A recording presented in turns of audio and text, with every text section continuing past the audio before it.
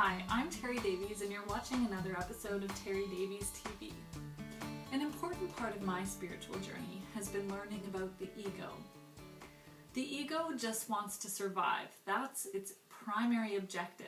And the more that we can become aware of the ego, the more that it loses its power, the more that our essential self is the one that's actually operating. So let's talk about the 6 games that the ego plays. This is something that I learned at the Oneness University, and I think you'll enjoy learning about it. So through this, I just want you to become aware of any way that you see this actually applies to yourself in some way that the ego has been operating in your life. It's very sneaky, so oftentimes we don't realize that the ego is operating, and in fact we think that we're very selfless and that the actions that we're doing in our lives are completely for the good of others, not knowing that the ego is actually getting something out of every action that we do. So the first game that the ego plays is domination. The ego wants to maintain control.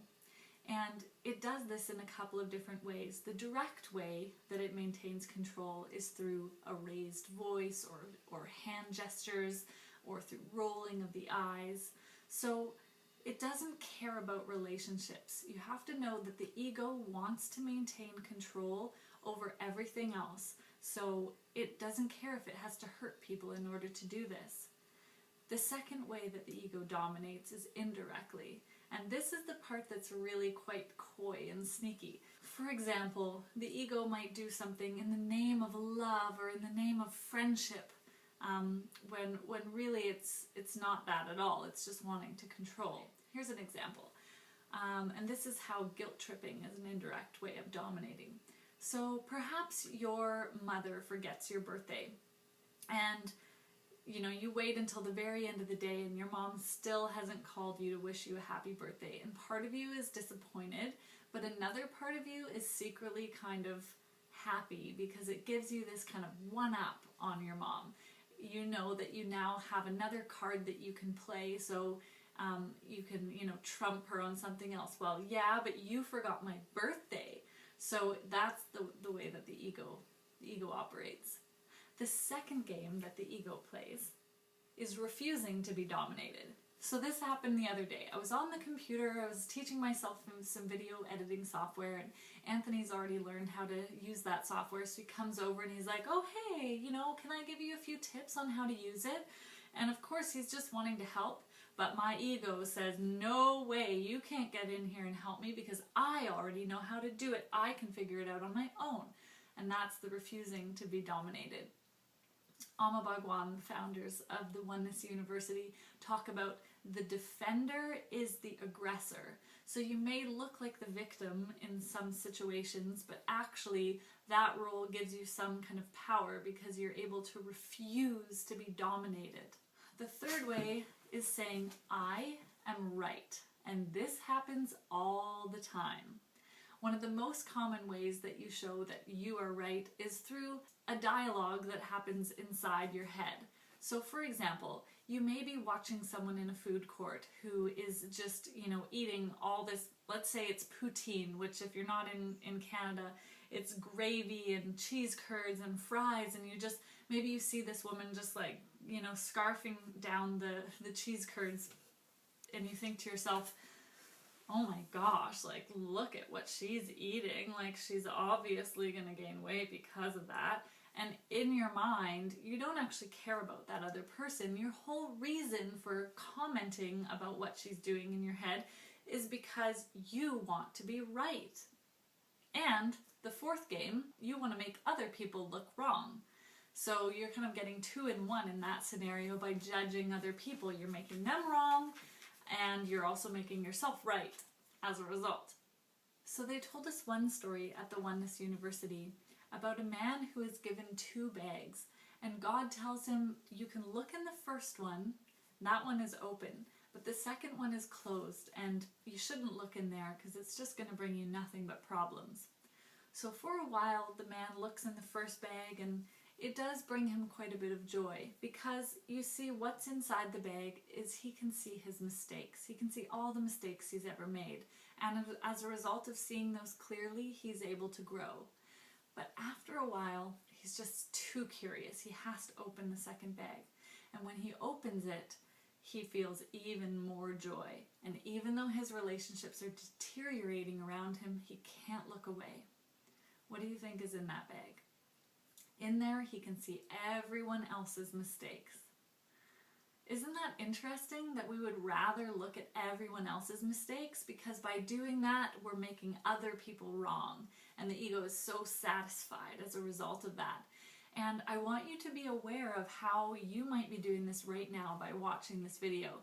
As you're listening to the different ego games, you might be going, oh, I can totally see how my sister does that, or oh, my mother does that, or my husband, oh, he totally does that all the time. But that is just you saying to yourself, I am right and they are wrong, and your ego is completely in operation. So I'm not telling you to not do that. I'm just telling you to be aware that the ego may be operating. The fifth ego game is survival. So as I said, the ego just wants to be in control. If your ideas are questioned, that's when you'll start to feel attacked, because the ego does not want to lose control. It does not want to be shown any ways that it has flaws because it thinks it's perfect already. And if it's shown that it does have flaws, then the ego dies or significantly loses power. So it's doing everything it can to try and not be proven wrong.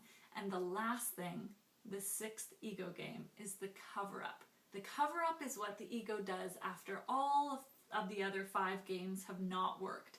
So let's say you have said, this is the truth, I know it's the truth, everyone else is wrong, and I'm totally right on this one. I bet you $10 that I am totally right on this. And then it turns out that no, in fact, you're wrong. And maybe there's a whole group of people out there that are, seeing you in the act of being completely wrong. There's no way you can get out of this one. They're just like, you're wrong, buddy, come on, we can see it, admit it to yourself. So the cover-up comes in there because the ego sees, oh no, I've been caught in the act of not being right, so what am I going to do? Well, that's when the philosophies come out. Oh, well, there's many different views on what's right and what's wrong. Or, well, I didn't have all the information I needed when I made that decision. So those are the 6 games of the ego. And I want you to just really know that my reason for telling you this is not to make you wrong. As humans, as unawakened humans, we all are acting from the ego almost all of the time. And the only way to grow is to actually become aware of the ego. And you'll be able to become aware of it faster and faster. So at first you might become aware, oh, look at all these things that I've done, and all I was trying to do was be right. But then you'll start to notice yourself in the act. Oh my gosh, right now I'm totally defending this idea because I just don't want to be wrong. And then you can let it go and just notice, okay, that's what I'm doing. That's just the ego. That's not my essential self. That's my ego. And when you become aware of that, it's like this separation happens in a way. It's like your essential self becomes the one that is aware, and the ego is seen for what it is. It's seen as an illusion. It's not about, as I said, making the ego wrong, because then that's just an exercise of the mind, and it's like the ego battling against the ego. You can't ascend the ego by trying to stop yourself from doing these kind of things, or to make yourself wrong for being the way that you are. The only thing that you can do to ascend all of this is become aware. Awareness is an end in itself, as Amma Bhagavan say. I hope this has been interesting to you. I'd love to hear from you how you've caught yourself in the act with your ego in control. You can leave your comments at the bottom of this blog article, and I'll be sure to write back to you and we can have a little conversation about that. If this information is something you think others could benefit from as well, and you're not just trying to make them wrong, you can send this video along and share it with your friends or family. So I look forward to seeing you in the next episode of Terry Davies TV. We'll talk to you next time.